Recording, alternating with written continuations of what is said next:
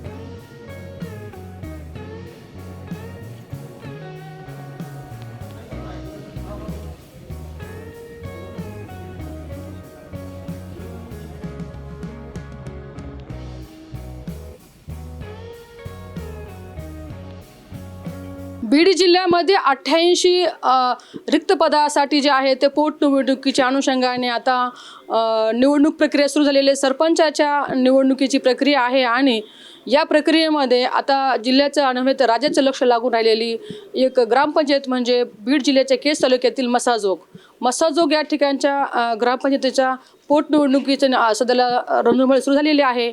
या ठिकाणी नुकताच जो आहे तो केज येथील तहसील कार्यालयामध्ये मयत सरपंच संतोष देशमुख यांच्या पत्नीने नुकताच उमेदवारी अर्ज दाखल केलेला आहे आणि सोबत गावकरी देखील आहेत त्यांचे उमेदवारी अर्ज दाखल करते वेळेस. आणि काय भावना आहेत आपण त्यांच्याकडे जाणून घेणार आहोत. काय सांगताय वहिनी, तुम्ही आताच नुकताच उमेदवारी अर्ज जो आहे तो दाखल केलेला आहे?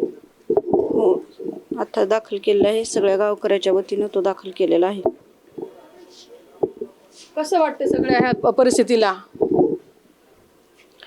परिस्थिती म्हणजे हे वेळ यायलाच नाही पाहिजे असं वाटत होतं सगळ्या गावाच्या ह्यानं. आम्हाला पण वाटलं होतं ही वेळ येणार नाही, पण आली. तर आता सगळ्या गावकऱ्याच्या वतीने सगळ्या गावकऱ्याच्या ह्याच्यामुळे आम्ही तयार आहोत.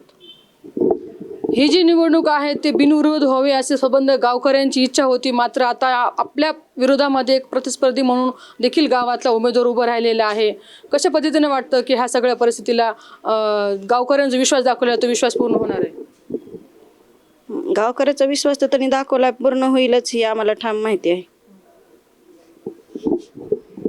गावाच्या विकासासाठी सरपंच संतोष देशमुख यांनी अतोनात प्रयत्न केलेले आहेत. संबंध राजाने देखील त्यांच्या कामाचा जो आहे ते आढावा बघितलेला आहे आणि गावकऱ्यांना देखील त्याचा अनुभव आहे. आता त्याच्यानंतर गावकऱ्यांनी आपल्या खांद्यावरती ही जिम्मेदारी सोपवलेली आहे आणि त्यांनी देखील पाहिलेले स्वप्न आहेत ते सगळ्यांची दोघांची जोड म्हणून आपल्याकडे पाहिलं जात आहे. कशा पद्धतीने आपण हे सगळं काही राहिलेलं त्यांचे स्वप्न पूर्ण करणार आहात? स्वप्न अण्णा पण सगळ्या गावाला एकत्र घेऊन ते जे त्यांचे स्वप्न होते ते पूर्ण करत होते. आता राहिलेले मी पण सगळ्या गावाला घेऊन सोबत पूर्ण करेन. या ठिकाणी गावकरी पण आहेत जे आता सुद्धा अर्ज दाखल करतील सोबत आलेले आहेत. कशा पद्धतीने बघताय तुम्ही आता? एकतर ही अनपेक्षित अशी घटना घडलेली होती आणि कोणी स्वप्न नसेल पाहिलं की आता त्यांच्या पश्चात त्यांच्या पत्नीला आता उमेदवारी अशा पद्धतीने तुम्ही द्याल. कशी भावना आहे? स्वर्गीय संतोष अण्णा देशमुख यांनी जे अनेक वर्षापासून गावामध्ये जे काम केलं ते काम याच्या अगोदर कुणीही केलेलं नाही. आणि आम्ही सर्व गावकऱ्यांना ताईच्या घरी गेलोत आणि ताईला कृषी उत्पन्न बाजार समितीचा अनुभव आहे. या अगोदर त्या गावच्या उपसरपंच राहिलेल्या आहेत. त्यानंतर त्या 5 वर्ष सरपंच पदावर राहिलेल्या आहेत आणि त्यावेळेस ताईनं खऱ्या अर्थानं गावाला न्याय दिलेला आहे.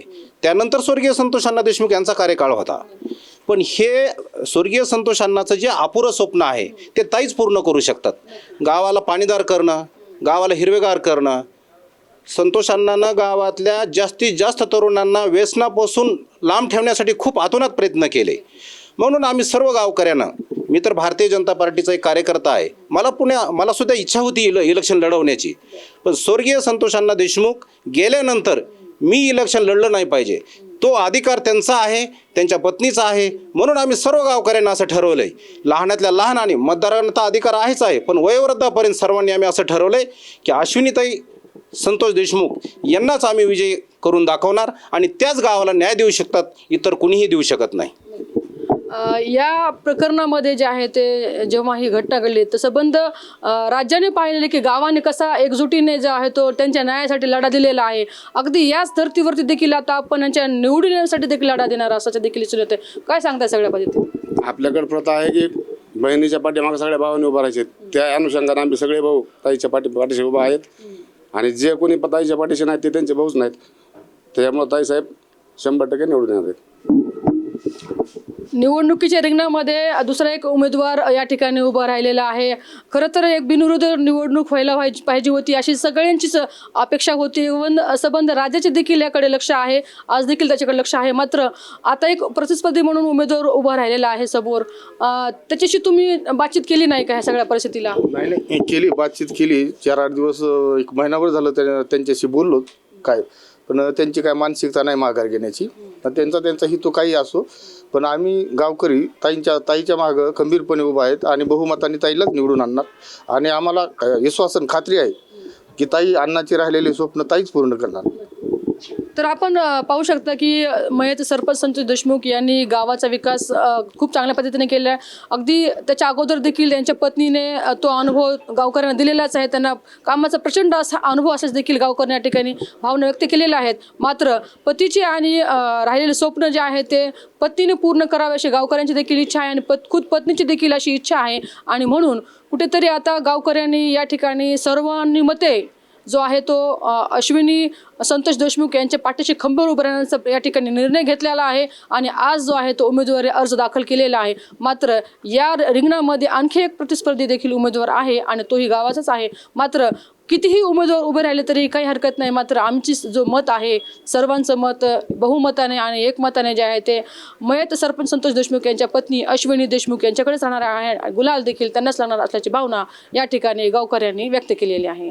टाइम्स नाव मराठीसाठी सुकेश नाईकवाडे, बीड.